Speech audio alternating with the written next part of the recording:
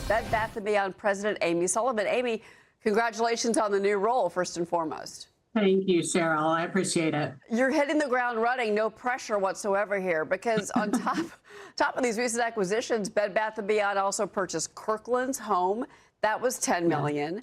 So what's the strategy here? You're adding all of these, different brands under this one umbrella company. What is the overall plan here?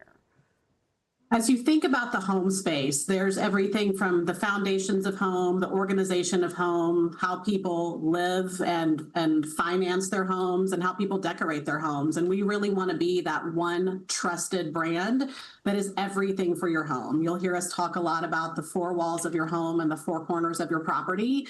And we think all of these acquisitions play a different piece of that puzzle. And as you put those together, we can really be a trusted resource for everything home. So just to kind of give our viewers a sense of what this is going to be, and I want to ask you about who your competitor is going to be, but storage, closets, cabinets, flooring, installation, renovation, distribution. You sound like Home Depot. Is that who you're going? Is that who you're going after? Yeah, I think if you think of Home Depot, though, they really are heavily rooted in just home improvement. And if you think about this entire ecosystem that we're talking about, on the retail side of this, it is everything from how you furnish and decorate your home. In the Alpha business and our cabinets to go business and lumber liquidators, it certainly is how you improve your home. But there's a whole other intersection of what we're building where we want to be able to offer financing. We want to be able to offer a credit union. We want to be able to sell homes to customers. And so we really want to be that full circle. And I don't think there's anyone else doing that. One of the things that surprised me the most, so back in 2023, Bed Bath & Beyond filed for bankruptcy, but now you're opening up 300 new stores. We are. So why? You're going brick and mortar. Right. So first of all, the brand is beloved. I mean, all of us in this entire country know the brand. It's had pop culture moments, and it's something that I think no one really filled that space when Bed Bath & Beyond left the business. You probably heard earlier last year, we opened 2 pilot locations here in Nashville just to sort of test the waters and understand what the consumer sentiment would be. And it was amazing. We had customers waiting in line at the door on our grand opening day. We had customers bringing in their oldest coupon as old as 2006. And so the brand really is beloved, as is the Container Store brand. And so the bringing these back together in a format where they're completing one another is really an awesome experience for the customer. And what I would say about brick and mortar is you see plenty of e-commerce only businesses out there today, and they're struggling with profitability. And certainly we have our own struggles to work through, but what we see is that omni-channel shopper is far more valuable. And I think post-pandemic, people are wanting to shop again. You even hear about mall culture sort of coming back. And so having both a physical retail presence as well as a strong online experience is the path forward. Because you're looking at some of these properties that are tens of thousands of square feet, but then at the same time, Container Store's got, I believe, still got about 100 stores that are open. So correct. So the name is going to be Container Store Bed Bath, or is that the branding that you're going for? Or? It is. We think there's such huge brand equity in both of those brands. And so the Container Store locations that exist today, and there's 103 of those, will have Bed Bath & Beyond product that will come in and sit alongside the Container Store. And if you walk by a storefront in the future, it'll say the Container Store and Bed Bath & Beyond together.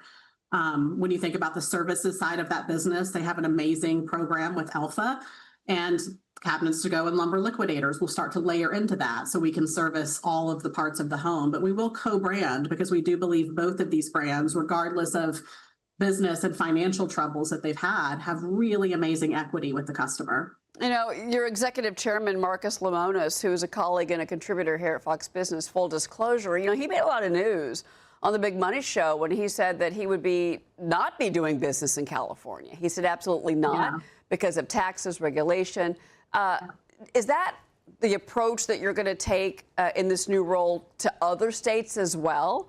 Are you going to target opening up or maintaining a footprint in states that are more business friendly?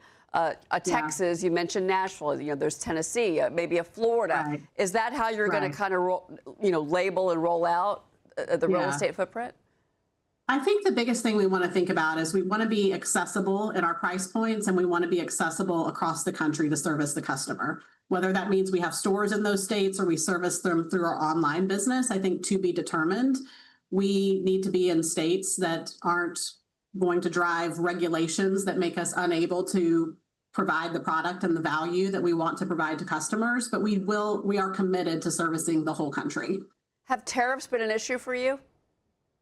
They certainly have. I mean, we're sort of back and forth with the different swings of what that has meant to our business. Certainly pricing has been impacted over the years, but as we're starting to see some relief in that, we're committed to bringing that value back to the customer.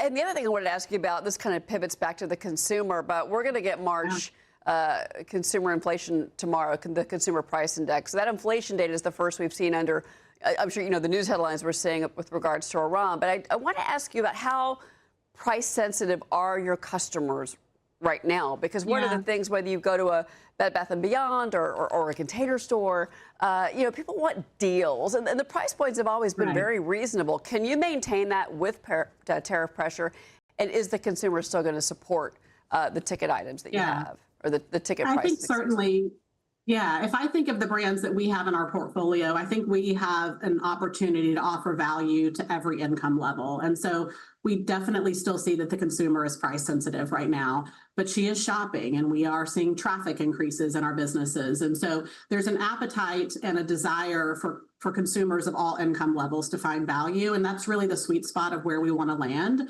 There's plenty of retailers out there that carry like items to ours that their pricing is high and borderline offensive. And so we are committed to being the value proposition for everyone.